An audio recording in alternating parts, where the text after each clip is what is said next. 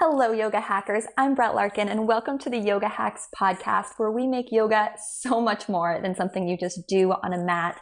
We are using yoga to optimize your whole life so you can live your best life.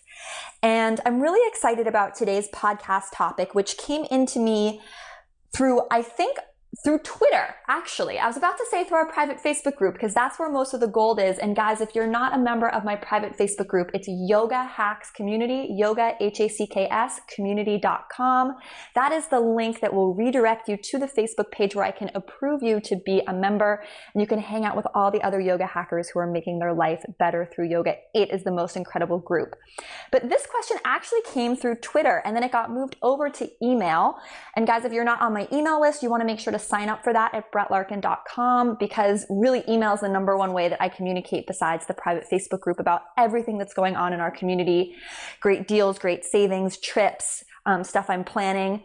So make sure that we're connected by email. But yes, this question came in via Twitter, and it is basically kind of mind-blowing. It was from someone, and she was asking me about how she could find more joy in her yoga practice. How does she find joy? And she was saying she wasn't feeling joy in her yoga practice. And it was really hard because we were having this conversation on Twitter, and Yoga with Adriene on YouTube was like chiming in too. And, you know, Twitter's great for so many things, but it really is not great for having a conversation like this, which is so deep. And we're really talking about joy and our yoga practice on a really deep soul level.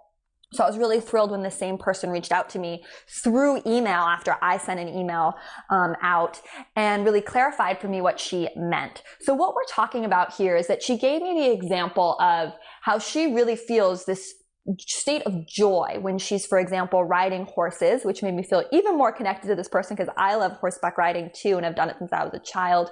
So this state of sort of joy or euphoria. And she said she enjoyed her yoga practice, but she wasn't getting this feeling of like real joy from it. On Twitter, I had given her the analogy that for me, yoga is sort of like brushing my teeth. It's like something I do every day to just like a basic body maintenance to balance me out and feel good. And she said, you know, I practice daily and I feel better for having done it for sure. But she was saying she doesn't necessarily feel joy. She doesn't feel the joy she feels when she rides horses and the connection she feels, or the joy she feels when she swims from like the sensation of moving in the water. She says she enjoys yoga, but not in that same profound way. And if someone had told her she'd have to give up yoga forever, terrible thought, she said she didn't think she'd be as heartbroken as she would if someone said she could never read, write, or swim again. So what an interesting philosophical question. And if you're like me, I'm sure your mind is spinning right now, kind of thinking about how just deep this topic is, and how does joy fit into the yoga practice, and is the purpose of yoga to be joyful? And I'm going to dive into that in this episode.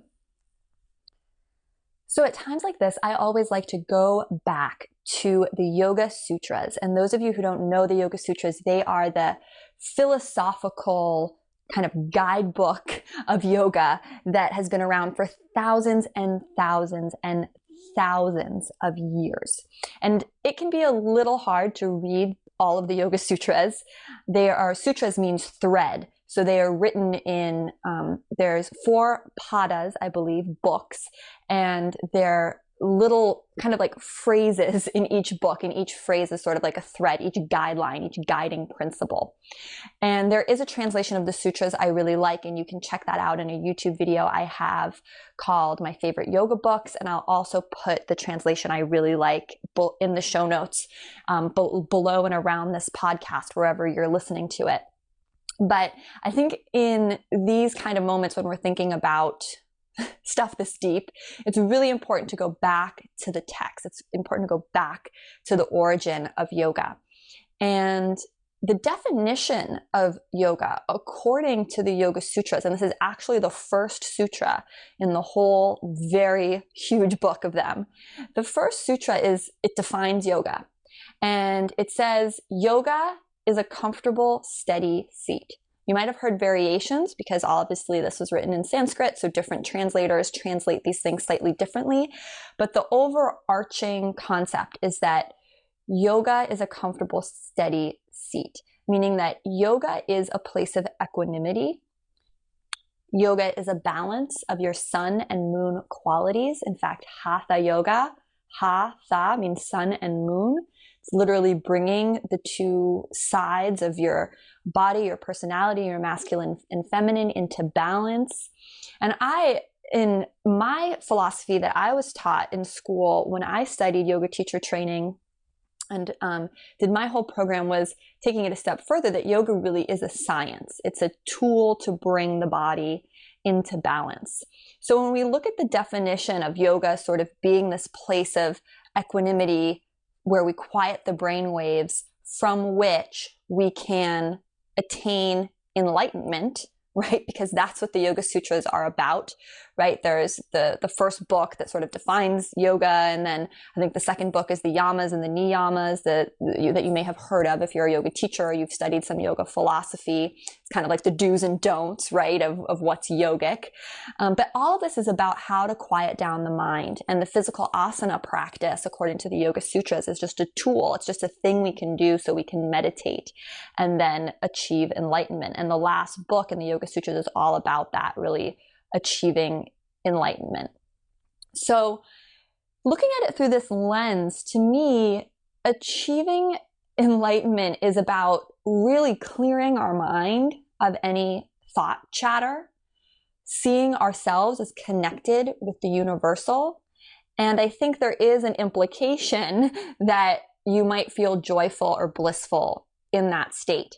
However, it's very clearly written throughout the book that, this is the ultimate aim of yoga, that most people may not ever reach samadhi. It's called enlightenment, right? For most of us, it's just a practice that we're doing to get through our daily life with more grace, with more ease. Taking this viewpoint, to me, the end goal of yoga is not really about feeling joy. I mean, even if you see it as feeling enlightened, to me, that enlightenment that the Yoga Sutras is talking about is really more this sensation of feeling at one with the universe, feeling like almost detached from the physical body, the thoughts, the vritti, the mind chatter that exists, and about really connecting to universal consciousness and source in a way that you sort of transcend almost the physical plane and where you are right now. And I don't think that's a goal for most of us in the modern world, right? There's so many other ways that we can feel joy, whether it's swimming or running or for some of us doing yoga. But I think what the sutras help clarify when we go back to those definitions is that, like, the point of yoga isn't to feel joy or to feel really good in your body. You might find that as a side effect. And I certainly have felt pretty joyful in Shavasana at certain moments, but it's not the joy and kind of ecstasy I have when I'm on a horse that's galloping through a field, where it's just like so exciting and sort of that euphoria feeling.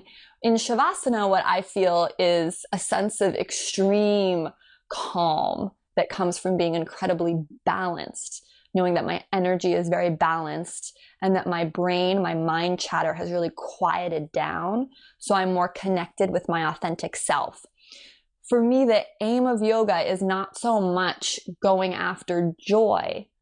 For me, the aim of yoga is about connecting to my authentic self, balancing my sun and moon qualities, really using the practice as a tool to come into balance so I can show up as my best self throughout the day. And that means when I'm showing up as my best self throughout the day, I'm probably way more predispositioned to feel joy, right? I notice the mornings that I do my yoga practice, I might be more keen than on a morning that I maybe skipped it or rushed through it, to sort of like sit in the sunshine with my tea and croissants. Don't eat croissants, guys, but and like soak up the sunshine. And I'm just a little more present.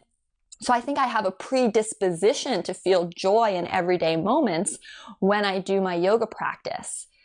That doesn't mean that my yoga practice is necessarily something that I do to feel joy, or that really should even be the aim.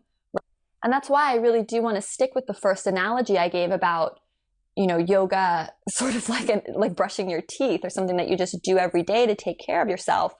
Because I think when you do it, just like if you brush your teeth, you're probably not going to have cavities and have all your teeth rot out. You also probably are just going to feel better, right? Don't you feel cleaner and happier after you brush your teeth? Same with your yoga practice. It's not there to invoke a state of euphoria. I think it's not really fair of us to ask that of this practice. I think it's really about setting us up so that we can have the best day possible, connected to our authentic self, and that when we're in that place, joy pops up more often. Joy is there and available for us more often because we're centered, we're grounded, we're not listening to all the crazy mind chatter thoughts in our head, and we're just more able to appreciate the present moment. So I very much agree with the person who wrote in about all of this, and I want to really thank her for thinking about this so deeply and bringing it up to the community, because I think this is a really interesting topic, especially for some of those of you who might be feeling frustrated. Like my practice isn't giving me like the same high or amazing feeling I feel after running. Or, my practice doesn't feel as good as when I take like a swim or take a warm bath or, something like that.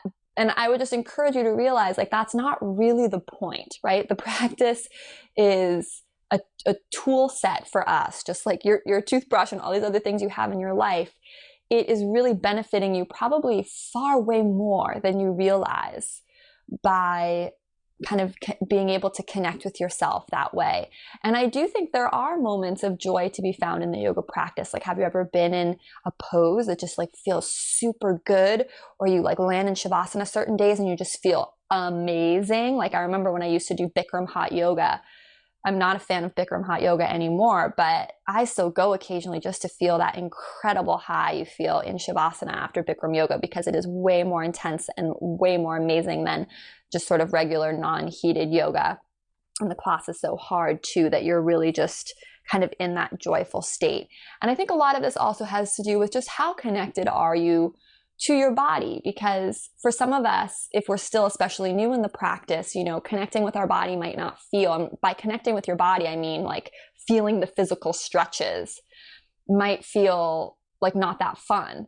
But I know for someone like me, or maybe if you've been practicing a long time, just getting in your body physically like that by moving through asanas feels amazing. And there is an element of joy in that, and just like moving and stretching the muscles, and that's really rewarding. Now, could you get that same thing through Pilates?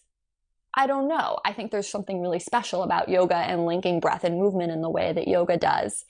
But I do agree that it's not the joy, right, that you feel when you do some of these other activities that this woman mentioned, riding horses or whatnot. But again, I don't think that's the point of yoga. Like, the point of yoga isn't to feel joyful.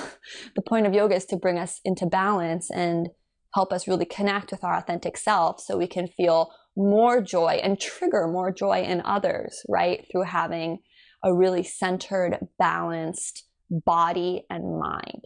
So I would love to hear your guys' opinions on this topic. So leave a comment below this podcast, or if you're listening to it on SoundCloud or iTunes or somewhere, jump on over to the private Facebook group. Once again, it's Yoga Hacks Community, yogahackscommunity.com. And let me know, like, do you think you feel joy through your yoga practice? Or do you think, like me, yoga is more like a tool that sort of just benefits your whole life, sort of more like a body maintenance thing, and you're not really asking it to like make you feel joyful? It's more just like part of how you take care of yourself, body, mind, and spirit. Whatever your opinions are, I'd really like to make this a group discussion, open it up to the group, because I think there's just a lot of interesting gold nuggets in here for A, helping us stay motivated to do our practice, but B, maybe noticing on maybe a more subtle level, like how yoga may be benefiting you in ways you don't realize. For example, in the case of like getting out to go ride horses, if I'm super heads down in my work and not doing my yoga practice, like it would never occur to me to take a walk outside. But if I do my yoga practice, I suddenly feel like, hey, I need some balance. I need to stretch. I feel like in a more centered place. I want to get out in nature. And then I go for a walk or I go horseback riding and I feel immense joy, which wouldn't have happened without me doing my practice first. So it's sort of it's like a secondhand benefit. And do you guys agree with that or not? I would love to hear from you in the Facebook group or the comments below. Thank you, as always, so much for listening. If you enjoy these podcasts and YouTube videos, the biggest thing you can do to support me and my channel is to head over to my website, BrettLarkin.com. Make sure you're subscribed to my emails and check out a lot of the great offerings I have on my site, from downloadable classes to special courses for beginners and teachers, my Always Be Stretching course in which I ship you my 5 favorite yoga props. And think about investing in some of any of these things, honestly, as just a way to get more connected with yourself, your body, and to really help and support free yoga online. I'm wishing you guys the most amazing day and so much love, as always, from my heart to yours. Namaste.